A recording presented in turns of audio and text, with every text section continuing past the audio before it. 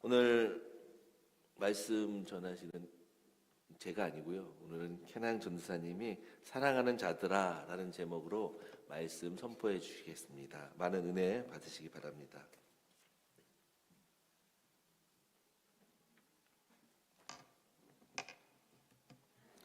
이왕이면 믿음의 선포까지 해주고 내려가시지. 자, 우리 믿음의 선포하시겠습니다. 항상 쉬지 말고 범사에 할렐루야. 잠깐 기도하겠습니다. 사랑의 아버지 하나님, 두렵고 떨리는 마음으로 이 자리에 섭니다. 미련하고 뻔뻔하리만치 게으른 이 부족한 종, 이 주님의 십자가되어 숨기시고 오직 하나님의 진리가 온전히 선포되게 하여 주시되, 사랑의 하나님, 크신 하나님 한 분만이 온전히 영광 받으시며 함께하여 주시기를 간절히 바라고 원합니다. 예수 그리스도 이름으로 기도합니다. 아멘. 우리 함께 인사하실까요? 세 바디를 하겠습니다. 첫 번째 다 같이 하십시다. 하나님은 사랑이십니다. 옆 사람을 보시고 당신은 하나님의 기쁨입니다. 한 번 더, 주 안에서 사랑합니다.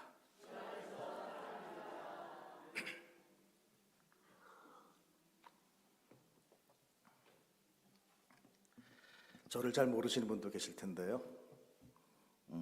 어쩌다 보니 얼떨결에 은혜와 평강과 함께하게 된 참 보잘것없는 주의 종입니다. 아직도 뻔뻔하게 주의 길을 가기보다는 세상 일에서 삶을 찾아 나가고 있는 참으로 못된 종입니다. 그래도 주께서 함께하시는 그 인도하심 따라 삶 가운데 제 삶 자체가 순종이 되기를 소원하는 주의 종입니다. 오늘도 우리 주 하나님을 한 발씩 더 가까이 다가가 알아가는 축복의 시간이 되기를 소원합니다. 우리는 주변에 어떤 인물들을 생각할 때 그 떠올려지는 이미지가 있습니다. 분위기가 있습니다. 아우라가 있습니다. 그 인상이 있습니다. 이 관상은 과학이란 말이 있죠. 혹자들은 또 생긴 대로 논다, 뭐 이런 저급한 표현도 하는 것 같습니다. 우리는 그렇게 저마다 그려지는 모습들이 있습니다. 그래서인지 문득 두렵고 떨립니다. 나는 진짜 어떤 모습으로 비춰지고 있을까? 나는 어떤 모습으로 살아가고 있는 것일까? 그 성령의 열매가 내 삶 가운데 알알이 맺혀지고 있는지, 날마다 주님과 동행하면서 그분을 닮아가는 모습이 내 안에 나타나고 있는지, 아버지이신 하나님의 자녀다운 모습이 조금이나마 내게 나타나고 있는지 참으로 두렵고 떨리는 상황입니다. 어떤 연출된 모습이 아니라 진짜 내 삶에 녹아진 그 삶의 모습들 가운데 그 성품과 격이 어떠한 모습으로 드러나고 있는지를 심각하게 고민하다가 오늘 본문 말씀을 접합니다. 이 다른 사람들에게 비춰지는 모습들은 어찌 보면 곧 그들이 경험한 제 삶의 모습일 수 있습니다. 함께 어우러지고 지내면서 함께 인터랙하고 겪어지면서 제게 은연중에 드러났던 그 많은 모습들, 경험들, 나의 가족과 친구와 동료와 교인들과 그리고 또 함께하는 그 많은 사람들에게, 심지어는 길을 지나다가 언뜻 스치고 마주치는 사람들의 뇌리에 각인된 저라는 사람의 모습은 내가 살아가면서 만난 사람들과의 관계 속에서 내가 그들을 어떻게 대하는지가 그 사람들이 경험하게 된 저의 모습일 수 있다는 얘기입니다. 그렇죠. 우리는 사람을 상대할 때 흔히 상대적으로 대하는 경향이 있습니다. 어떤 분들은 어렵게 느껴지는 사람이 있는가 하면 좀 편하고 쉬운 분들도 있습니다.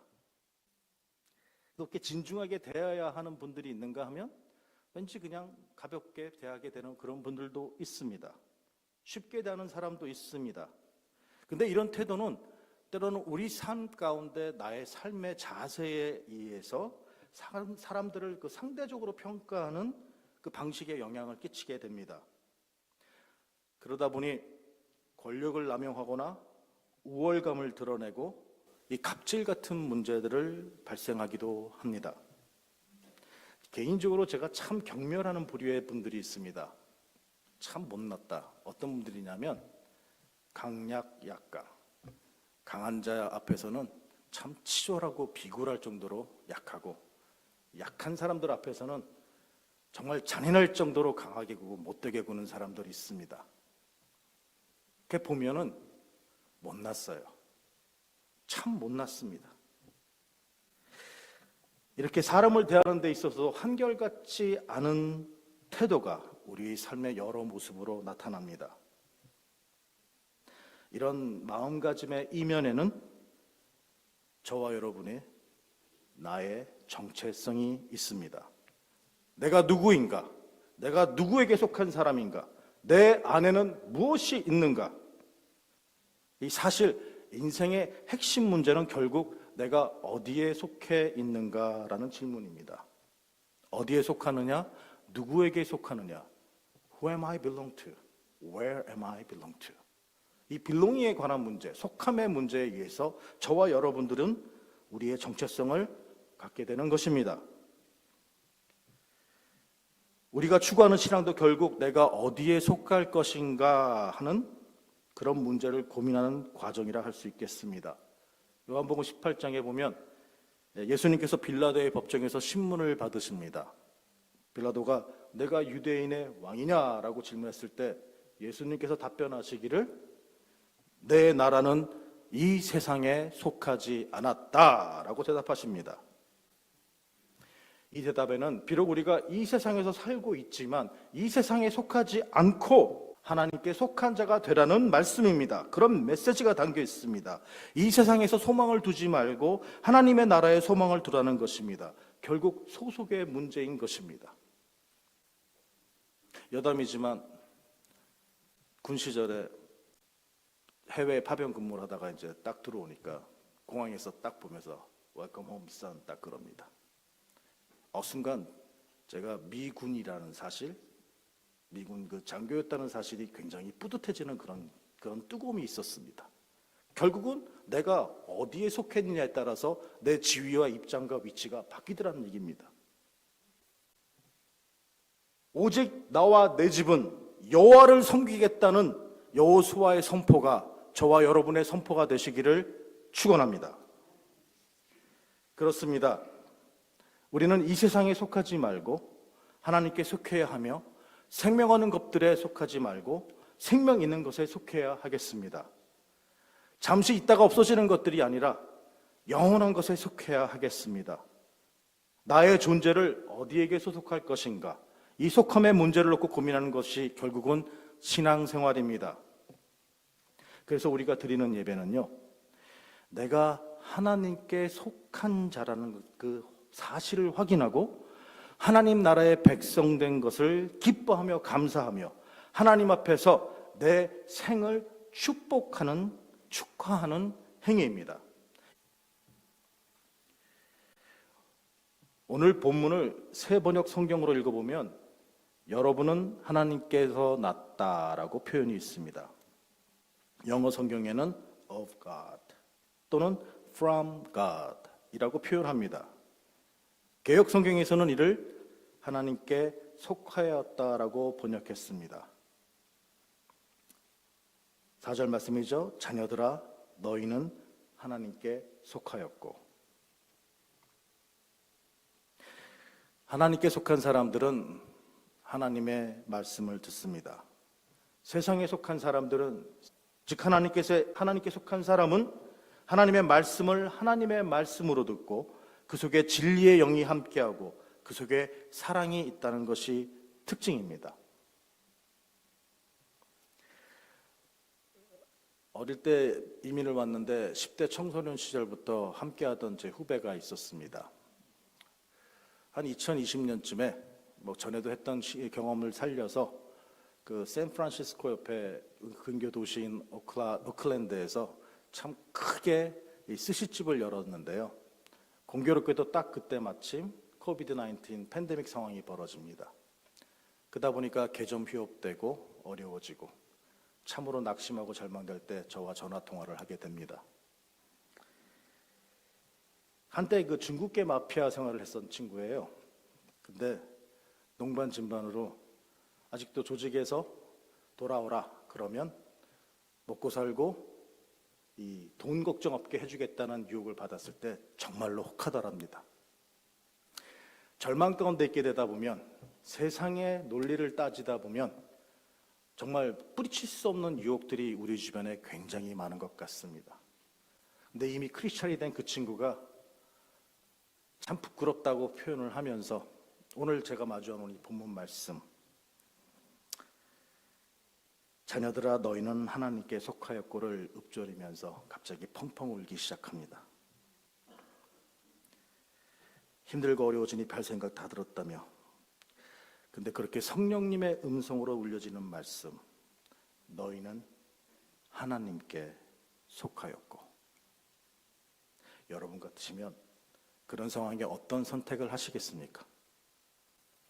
장 칼뱅으로 한국 분들은 다 알고 계시죠?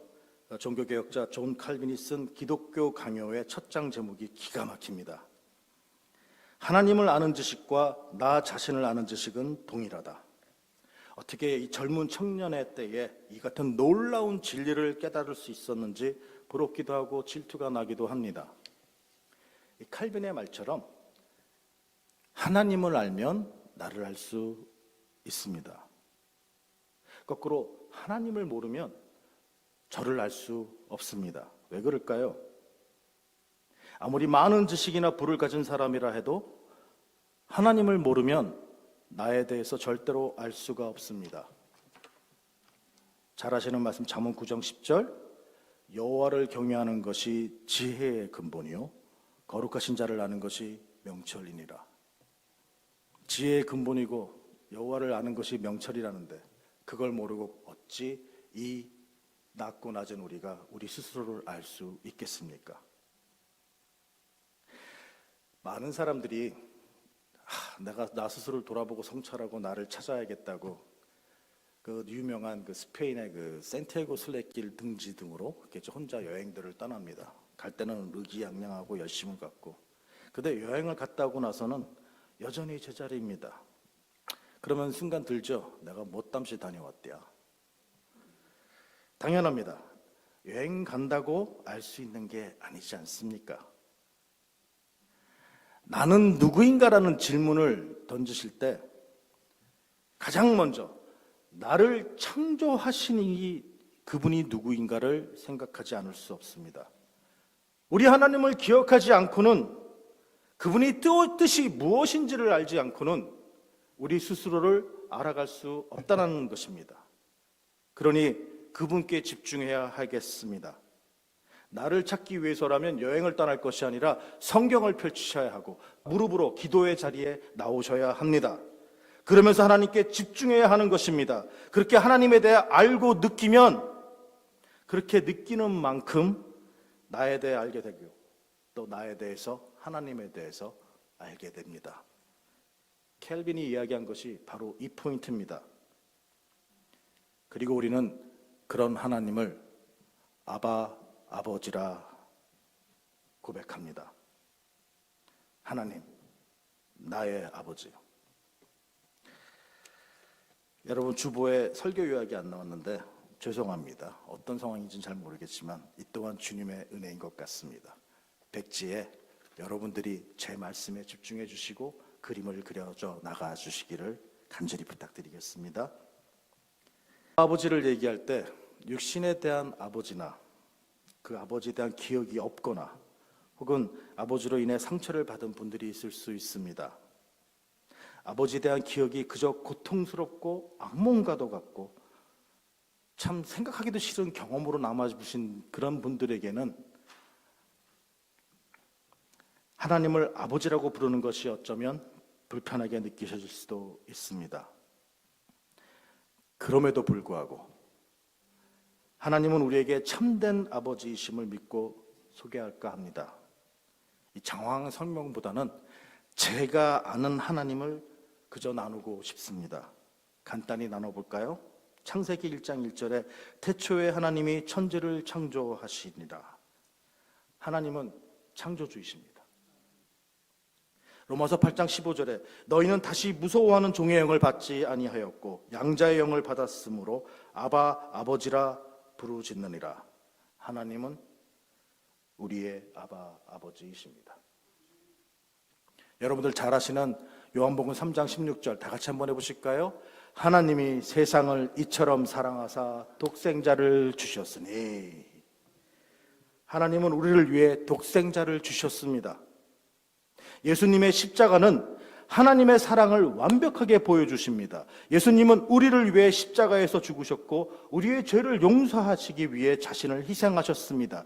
이것이야말로 하나님께서 우리를 얼마나 사랑하시는지를 보여주는 최고의 증거입니다.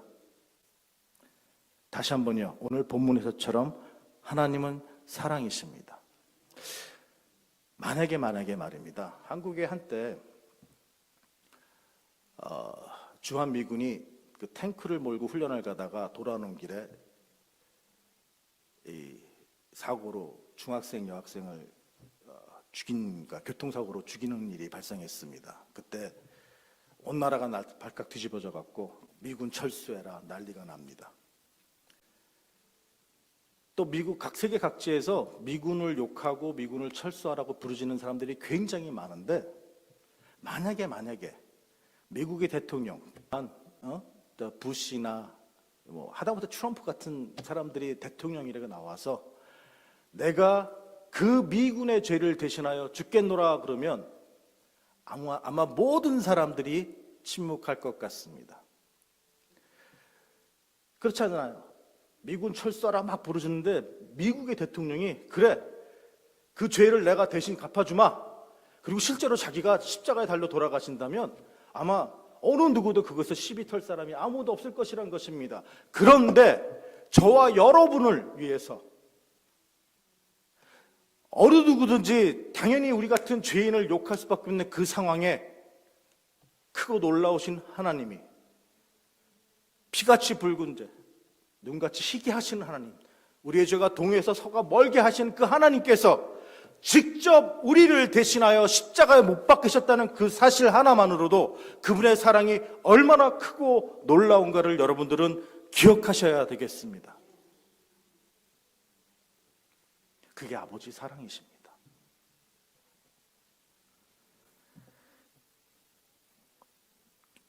우리가 주목해야 할 것이 있죠.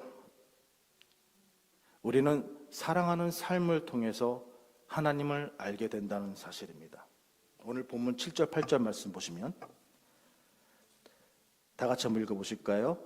사랑하는 자들아 우리가 서로 사랑하자. 사랑은 하나님께 속한 것이니 사랑하는 자마다 하나님께로 나서 하나님을 알고 사랑하지 아니하는 자는 하나님을 알지 못하나니 이는 하나님은 사랑이심이니라.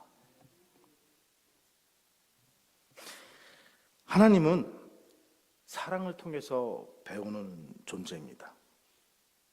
하나님은 사랑의 경험을 통해서 체험적으로 배우는 존재인 것이지 무슨 이론이나 학문이나 교리 등으로만 알고 있는 것이 우리의 하나님이 아닙니다. 여러분, 우리가 오바마 대통령을 압니다. 이런 한국의 윤석열 대통령을 압니다 할 때 그 안다는 게 뭡니까? 그냥 지식으로 안다는 얘기죠. 그러나 우리가 우리 부모님을 압니다, 하나님을 압니다 할 때 그 압니다는 체험과 경험을 통해서 알아야 되는 것들이라는 것입니다. 마치 어린아기가 엄마라는 존재와 아빠라는 존재를 엄마 아빠가 주시는 사랑을 체험으로 배우듯이 말입니다. 우리 윤수정 자매님 아들이 선호와 은호죠. 아버지 나 DNA 테스트 해보고 내가 친자인지 확인해 볼게요. 그리고 아버지 어머니라고 인정합니까? 아닙니다. 그냥 단지 아버지고 어머니니까. 동영상 한번 틀어주실래요?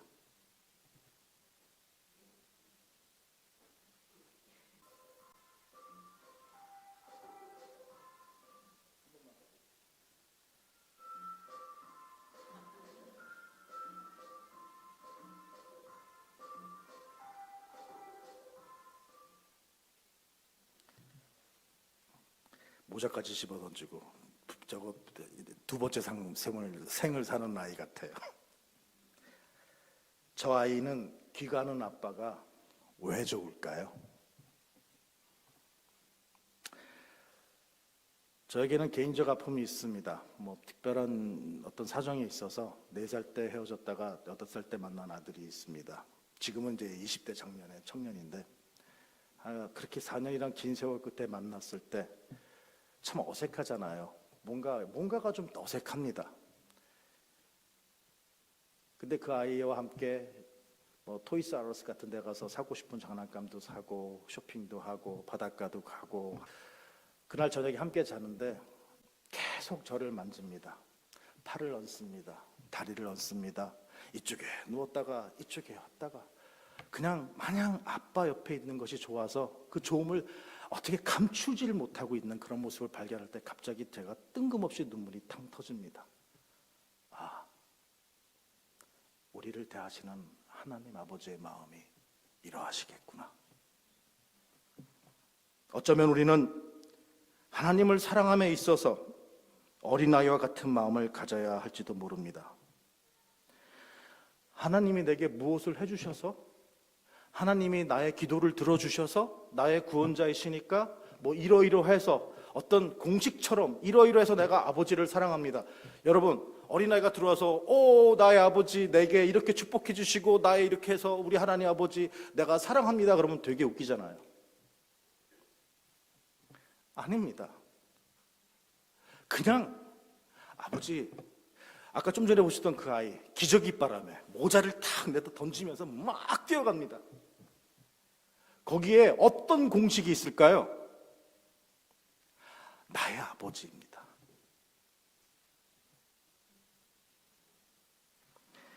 우리 옆자리 아내 되시는 분 남편 좀 쳐다보면서 내가 너를 왜 사랑하니 한번 물어보세요.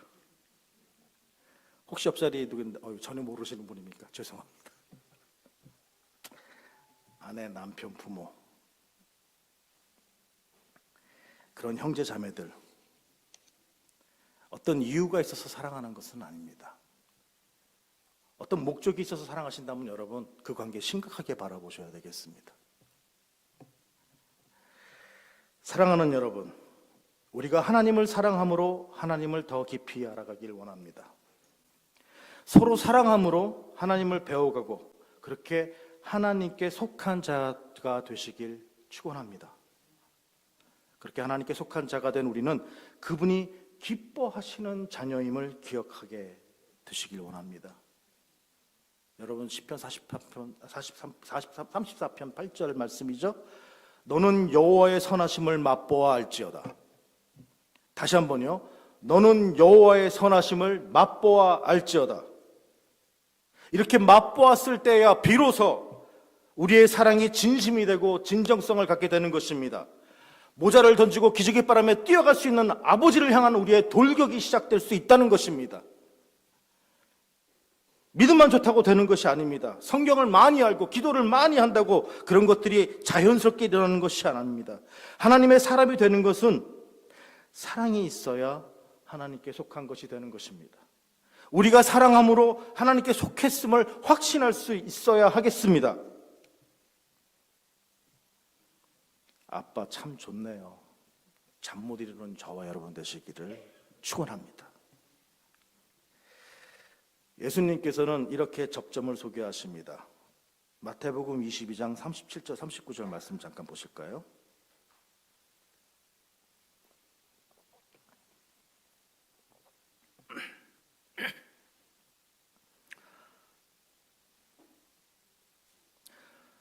찾으셨습니까? 찾으신 줄 알고 함께 읽겠습니다. 시작. 예수께서 가라사대 내 마음을 다하고 목숨을 다하고 뜻을 다하여 주 너의 하나님을 사랑하라 하셨으니 이것이 크고 첫째 되는 계명이요 둘째는 그와 같으니 내 이웃을 내 몸과 같이 사랑하라 하였으니.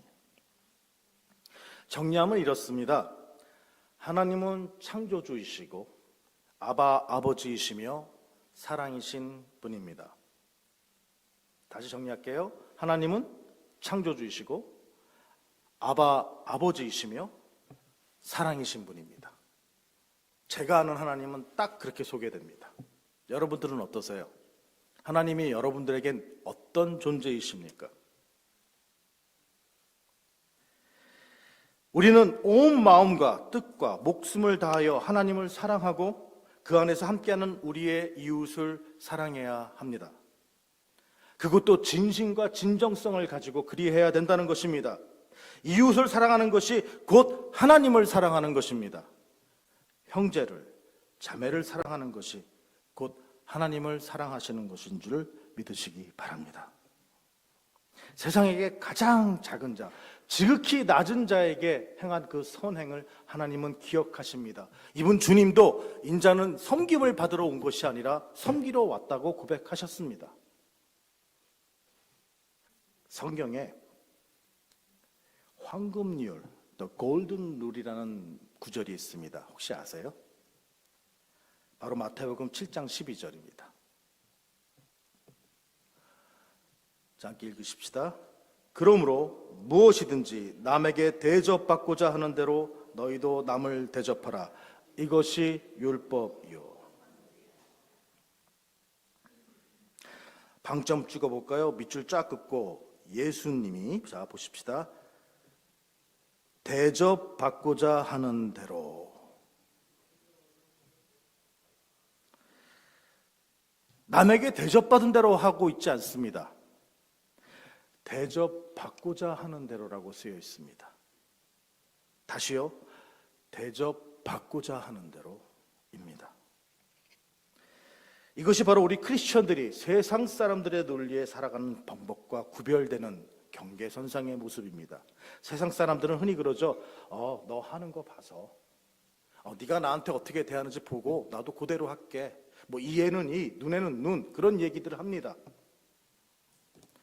그런 세상 논리가 아니라 주님의 논리를 따라야 합니다. 한국에 한 번에 그런 이슈가 된 이야기가 있죠. 앰뷸런스가 지나가는데 도무지 길을 안 비켜준대요. 그러니까 왜 그러냐? 그랬더니 그 안 비켜주는 사람들이 인터뷰하기를 이렇게 얘기를 합니다. 그거 실제로 급해서 가는 사람들보다는 연예인이나 돈 좀 있는 사람이 옆돈 찔러주고 자기들의 편리를 위해서 쓰는 그런 세상이기 때문에 그렇다는 거예요. 전혀 도움이 안 된다는 식으로 그런 이야기들을 하면서 자기가 앰뷸런스를 안 피하는 이유의 당위성을 얘기합니다. 그것이 세상의 논리입니다. 자, 잘 보세요. 당신이 누구시길래 그런 판단과 결정을 하십니까? 세상 논리엔 비록 그것이 맞는 소리일지 몰라도 하나님의 논리는 이러합니다. 그것이 설사 그렇다 할지라도, 그것이 설사 그런 문제라 할지라도 내가 대접받고 싶은 대로, 즉 그 앰뷸런스에 내가 있다라는, 나의 사랑하는 이가 있다라는, 나의 부모가 있다는, 내 자식이 있다는 그런 생각을 내 입장에서 이야기를 한다면 상대방의 그 이유는 It's not of my damn business. 나는 피하면 되는 것입니다. 앰뷸런스가 오면 길을 비켜주면 모세의 기적처럼 길을 내주는 것이 당연한 것이 되어야 되는 것입니다. 그것이 하나님에 속한 사람들의 자세라는 것입니다.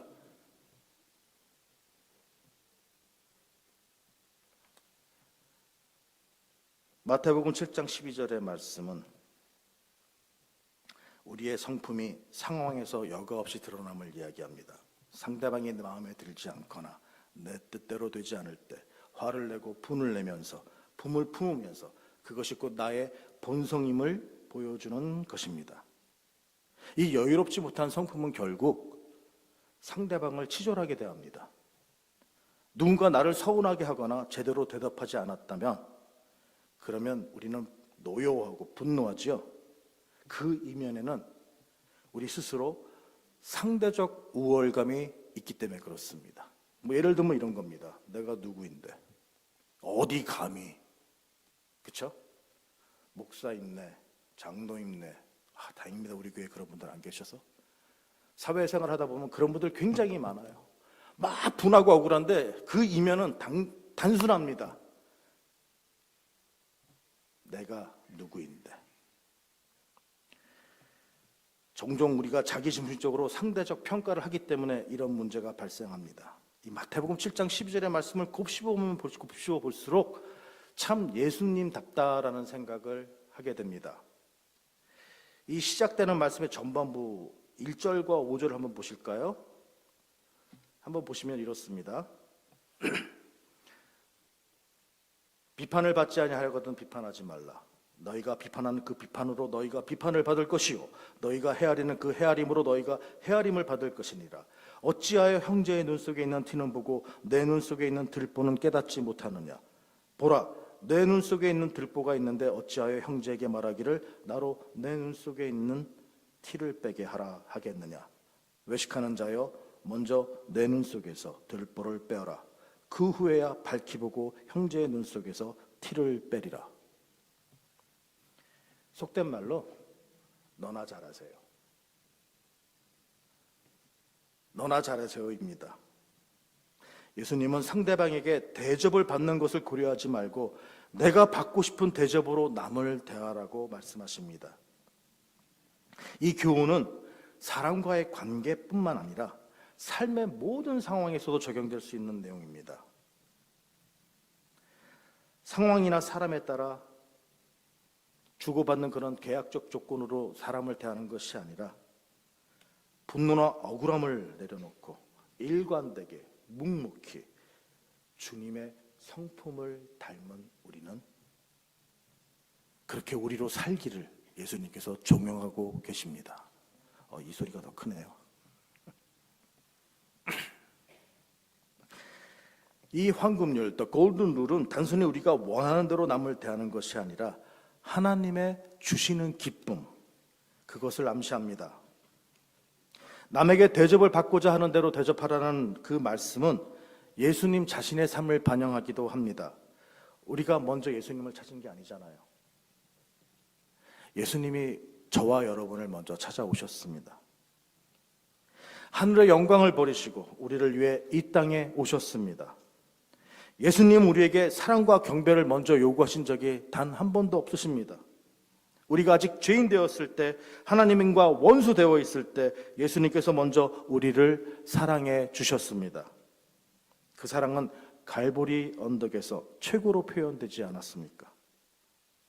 예수님은 우리를 위해 목숨을 버리셨습니다. 또한 하나님도 마찬가지로 주기를 기뻐하시는 분인 것 같아요. 다시 한번요. 세상을 이처럼 사랑하사 독생자를 주셨으니. 하나님께서는 자신의 아들조차 아끼지 않고 우리를 위해 내어주셨습니다. 하나님은 우리보다 더 귀한 존재가 없기에 독생자 예수님을 십자가에 못 박히도록 내어주셨습니다. 하나님의 이 엄청난 사랑은 우리의 삶을 통해 드러나야 하지 않겠습니까? 어떻게 해요? 주님을 닮아가는 삶으로. 그럴 때 여러분은 하나님이 기뻐하신다는 사실을 기억하십시오.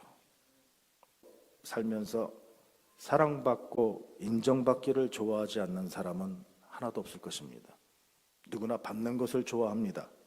그러나 받는 것보다 더 좋은 것은 주는 기쁨입니다.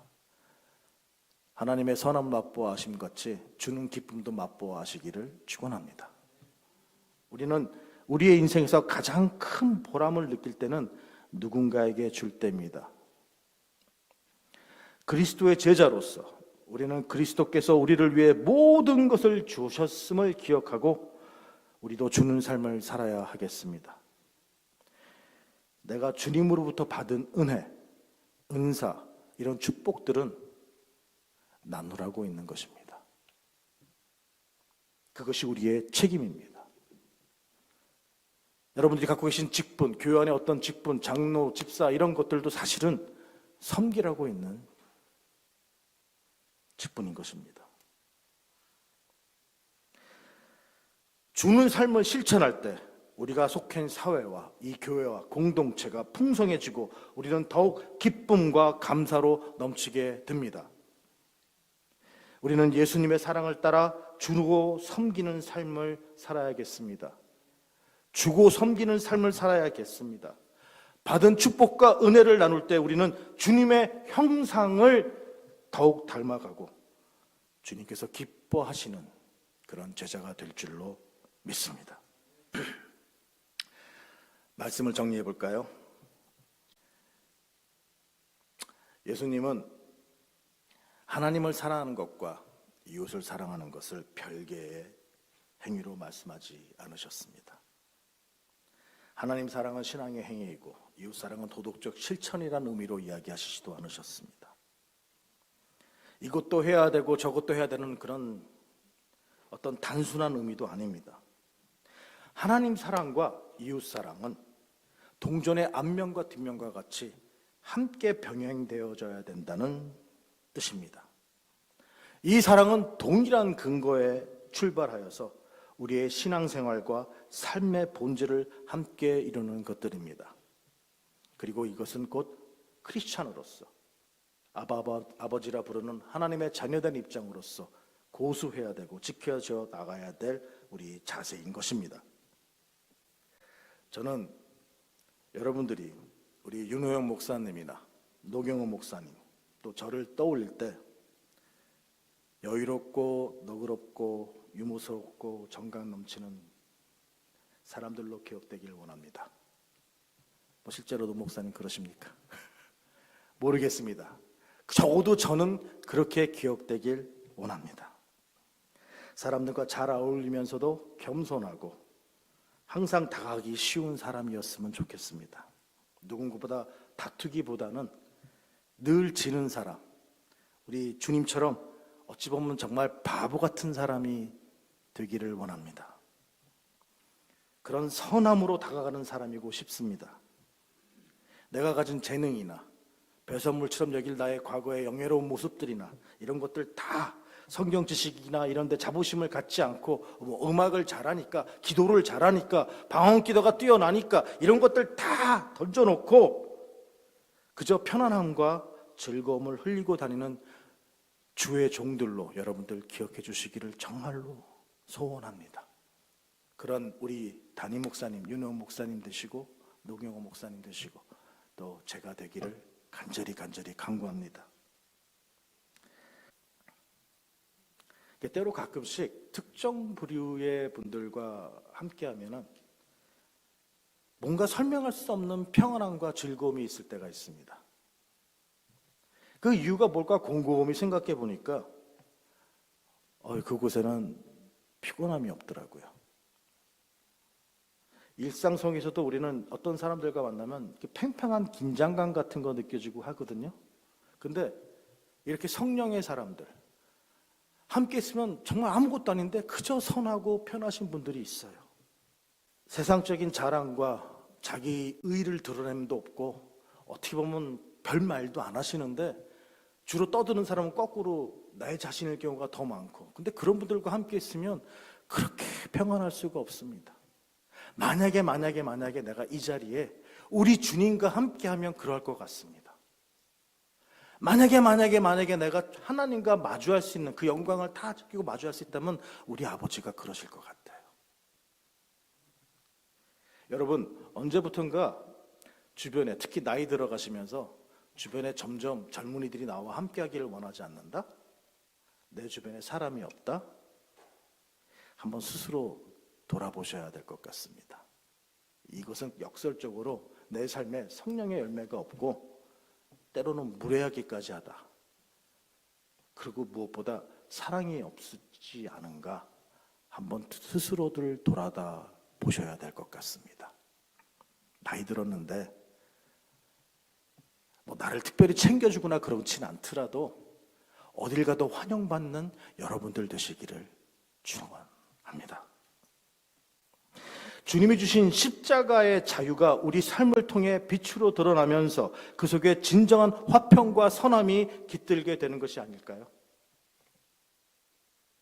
이 평안함은 어떤 비결이 있어서가 아니라 성령님께서 인도하시는 진실한 영이 우리 안에 계시기 때문입니다. 예수님께서 말씀하시죠. 팔복 가운데 화평케 하는 자는 복이 있나니 저희가 하나님의 아들이라 일컬음을 받을 것이며, 마태복음 5장 9절 말씀이죠. 교회 안에서 분쟁과 분열을 야기시키는 그런 사람들, 또 항상 내가 옳다, 내가 낫다, 나의 의를 드러내고자 하시는 분들을 보고 세상 사람과 별반 다름없이 살아가는 그런 사람들을 보고 세상은 뭐라고 얘기할까요? 그 어디에도 하나님께 속한 자들의 모습은 없는 것 같습니다. 머리로서는 이해를 해도 이 선함이 몸에 배어 자연스럽게 드러나기란 결코 쉽지 않습니다. 그러나 기억하십시다.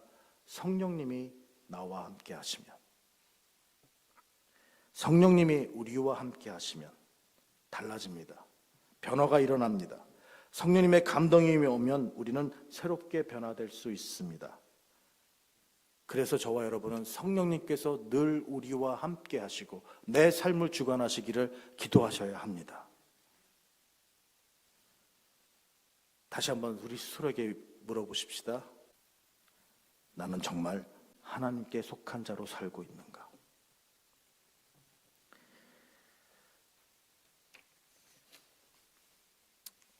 오늘 본문 말씀처럼 이웃을 사랑하는 것이 곧 하나님을 사랑하는 것이고 형제 자매를 사랑하는 것이 하나님을 사랑하는 것입니다. 보잘것없는 지극히 낮은 자에게 베푼 사랑이 곧 주님께 드린 사랑이 됩니다. 이것을 잘 실천하시는 그런 사람 여러분들이 하나님께 속한 자이며 하늘나라에 속한 사람입니다. 이 분주한 일상 속에서도 누군가에게 영향을 미치고 선한 일을 행하는 것이 쉽지 않았을 때, 그러나 그럼에도 불구하고 묵묵히 자신의 삶을 정직하고 성실하게 살아가는 사람들, 그런 저와 여러분은 선한 영향력으로 강력한 울림이 될 줄 믿습니다. 사랑하는 여러분, 하나님은 우리의 아버지이십니다. 우리가 하나님의 자녀가 되고 그분을 신뢰하고 사랑하며 그분을 나누는 삶을 살기를 간절히 소망합니다. 하나님께 속한 자로서 우리의 매일이 그분의 사랑 안에서 새로워지기를 기도합니다. 결론적으로 우리는 매일의 삶 속에서 이웃을 사랑하는 삶이 곧 하나님을 사랑하는 삶이라는 것을 잊지 말아야 하겠습니다. 우리가 주님의 사랑을 받은 자로서 그 사랑을 나누고 실천할 때 우리는 하나님께 속한 자들이며 하나님의 자녀 되신 삶을 살아가는 것입니다. 하나님께서 우리와 함께 하심을 믿고 그분의 사랑 안에서 승리하며 살아가시기를 간절히 축원합니다. 기도하시겠습니다. 사랑의 하나님 아버지, 하나님께 속한 자로서의 삶을 다시 한번 돌아보게 하시니 감사드립니다. 하나님께서 우리의 아버지 되심을 기뻐하며 그 사랑과 은혜 안에 우리를 항상 붙들어 주심에 감사드립니다.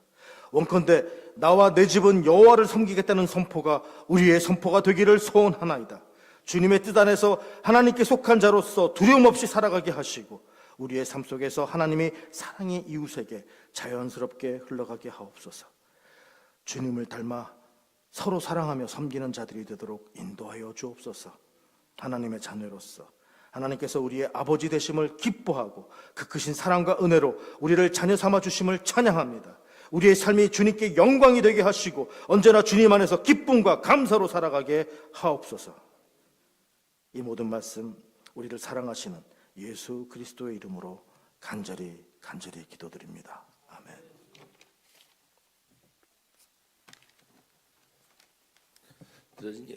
드려진 예물을 위해서 기도하겠습니다. 사랑의 하나님 아버지, 감사합니다. 우리에게 축복 주시고 사랑해 주셔서 우리에게 주신 놀라우신 은혜 감사하여 주님, 우리가 구별하여 주님 드렸습니다. 구별해 드린 손길 주님 축복하여 주셔서 날마다 그리스도의 사랑 가운데 풍성한 은혜가 넘치게 도와주옵소서. 예물이 쓰여질 때마다 주님, 예수 그리스도의 사랑, 아버지의 사랑을 모르는 영혼들 가운데 그 은혜가 흘러갈 수 있도록 귀한 예물 쓰이게 도와주옵소서. 이제는 우리 주 예수 그리스도의 은혜와 그 크신 사랑과 성령의 교통하심이 오늘 하나님 아버지의 사랑 가운데 거하며 놀라우신 하나님의 그 사랑을 흘려보내기로 결단하며 다짐하는 귀한 사랑하는 성도들 머리 위에, 그 가정 위에, 그 하고 있는 모든 삶의 영역 가운데 그리고 자녀들 가운데 이제부터 영원까지 함께 계시길 축원하옵나이다.